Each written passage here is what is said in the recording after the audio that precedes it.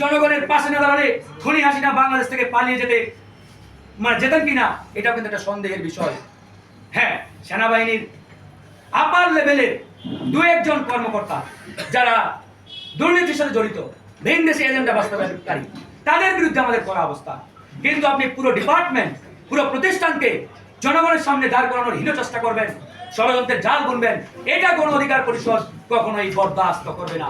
তাই আমরা অনতিবিলম্বে এই ঘটনা জনগণের সামনে পরিষ্কার করবার জন্য হাসনাত এবং সার্জিসকে আইনের আওতায় নিয়ে আমরা এই ঘটনার একটি সঠিক রহস্য উন্মোচনের এই সরকারের কাছে দাবি জানাচ্ছি।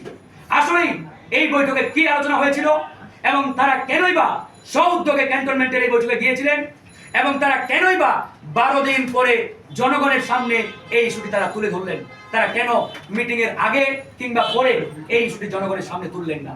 নিশ্চয়ই এখানে কোনো না কোনো রহস্য রয়েছে।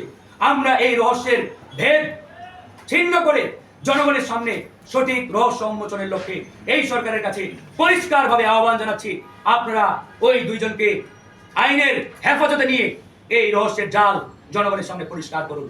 অন্যথায় আজকে সেনাবাহিনী এবং জনগণ যেভাবে মুখোমুখি দাঁড় করানো হয়েছে, এর পুরো দায়ভার এই দুইজন ছাত্রনেতা এবং তাদের যে রাজনৈতিক সংগঠন নাপা তাদেরকে নিতে হবে। আজকে তারা বলছে সেনাবাহিনী এবং জনগণকে মুখোমুখি দাঁড় করানোর চেষ্টা করছে। এর চাইতে ভণ্ডামি কথা আর কি হতে পারে? কই কোনো রাজনৈতিক দল সেনাবাহিনীর বিরুদ্ধে বা এরকম উদ্ভট মন্তব্য করে নাই, বিএনপি করে নাই, জামাত ইসলাম করে নাই, ইসলামী আন্দোলন করে নাই, গণ অধিকার পরিষদ করে নাই। তারা করলোটাকে করেছে তারাই করে আবার তারাই এরকম বক্তব্য দিচ্ছে।